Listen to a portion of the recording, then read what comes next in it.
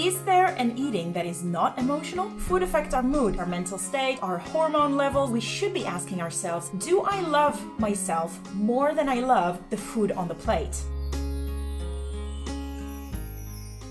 Hi guys, thank you so much for logging into my vlog again. I upload several times a week, so please make sure to subscribe below for all the upcoming content. I hope you're doing well. Today I wanted to chat to you a little bit about emotional eating.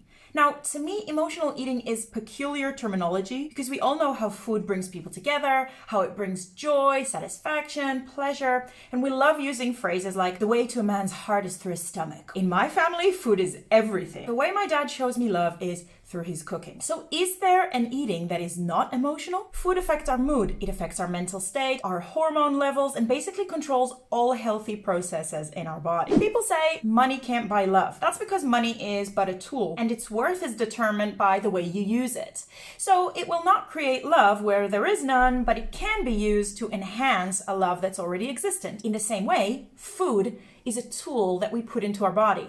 So it will feed whatever emotional relationship we already have with ourselves. If the emotional relationship you have with yourself is one of unconditional love, then the food you're eating will support that relationship. And you can show yourself love through eating. But if the relationship you have with yourself is toxic, then the food you're eating or the way you're eating it will inevitably end up feeding those negative emotions. So yes, of course, food will affect us emotionally, as it should, but it will not create a positive relationship where there's a negative one. It is simply feeding what is already there. When we say emotional eating, what we're describing is what happens when we don't really love ourselves unconditionally. And so we begin to become emotionally attached to the food more than we do to ourselves. We begin to love and worship whatever's on the plate. And then that becomes far more important than the internal relationship we have with ourselves and with our body. So the question we should be asking ourselves is, do I love myself more than I love the food on my plate? Now that might sound like a silly question at first,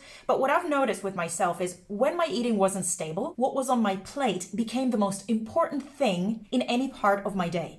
So whether it's overeating or undereating, the food becomes a convenient distraction from the actual problem or an obsession, an addiction, if you will. And that happens to different people at different levels. So you don't necessarily have to have a full-blown eating disorder to still have a similar relationship with whatever's on your plate. And the second question we should be asking ourselves, is the food serving me?